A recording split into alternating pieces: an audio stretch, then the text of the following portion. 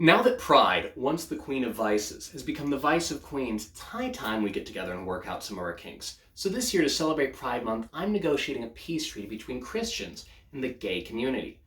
Quick refresher on the conflict might start in the 80s, back when the Reagan administration found out that thousands of gay people were dying of HIV, so they promptly did nothing other than make fun of them. Not to be outdone, Bill Clinton teamed up with Newt Gingrich to protect the institution of marriage from being defiled by those yucky gay people and passed the Defense of Marriage Act. In the middle of his affair with Monica Lewinsky.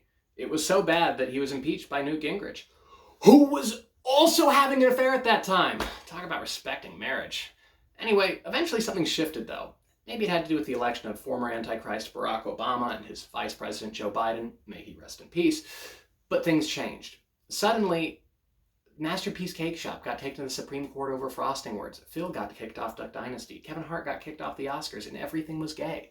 Rainbows were gay. Superman was gay. Dumbledore was gay, which offended Christians. Not because he was gay, but because we were jealous. You knew who he was, given that our parents never let us read the books. It came to a head when Lil Nas started selling satanic footwear and gave the devil a lap dance. Christians lost it, wondering why. But he told us why. Just no one stopped to listen. He said, I spent my entire teenage years hating myself because of the shit y'all preached would happen to me because I was gay. So I hope you are mad. Stay mad. Feel the same anger you teach us to have towards ourselves. That's how he thinks we view him. Do you ever stop and think that maybe our behavior contributed to the problem and that maybe this fight is in part started by us? You know, like when you pick a fight with your girlfriend or start a war in Iraq.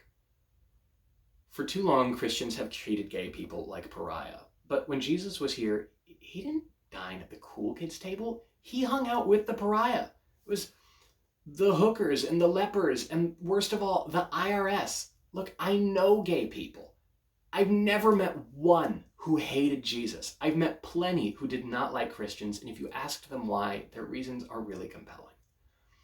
But the war needs to come to an end because the things we've said and done to each other have hurt.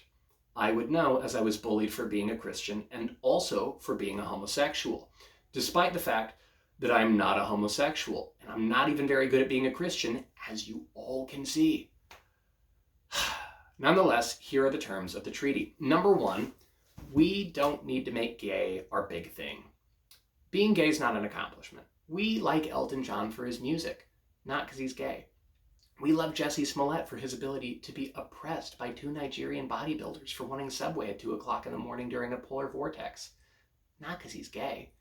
Conversely, we Christians need to stop making gay our biggest thing. 1 Corinthians 6 lists 10 no-nos we should avoid, and Christians brush over 9 of them to get straight to homosexuality, skipping over lust, idolatry, swindling, slander, and all the other things that we do, like greed.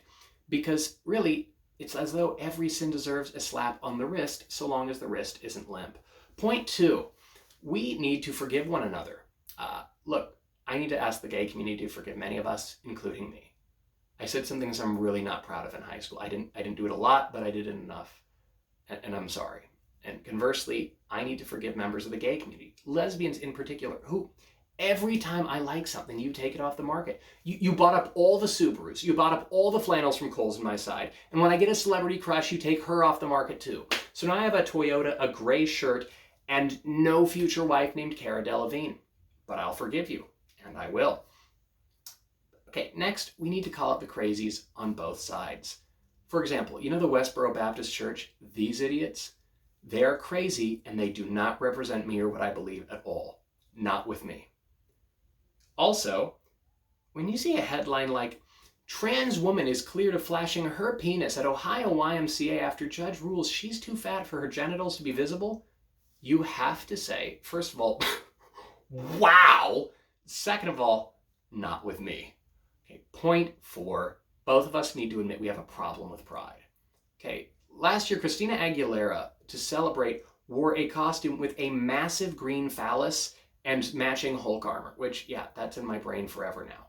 This has nothing to do with supporting the marginalized. It's just about broadcasting a freaky kink. Knock it off. But conversely, we Christians have a huge issue with pride. And that means we need to stop pretending we're better than you, because we're not. To think that you're better than someone just because they sin slightly differently than you is, to use a phrase that's much in vogue, an issue of pride. I really think that we can actually do better than this because, look, God loves you and cares about you, no matter who you are. Which is why I'm calling on all Christians who are watching this. If you don't have any gay friends, what are you doing? Get some. They're the best. You gotta reach out and do a better job. How are they supposed to know God loves them if you won't tell them and if no one does? Conversely, any gay people, I would like to invite you to come to church. I know, I promise it's fun. We sing songs, we do this thing called communion where it looks like we take shots for Jesus. It's great. But if that's still too big of an ask, I get it. Instead, I'll take you out to lunch. I won't be at Chick-fil-A. I'm not going to judge you. The worst you'll get from me is free food and a smile. But I really think we can do this. I actually think we can do better. And I'm excited to see all of you at church and or with your new gay friends. It would be, in a word, fabulous.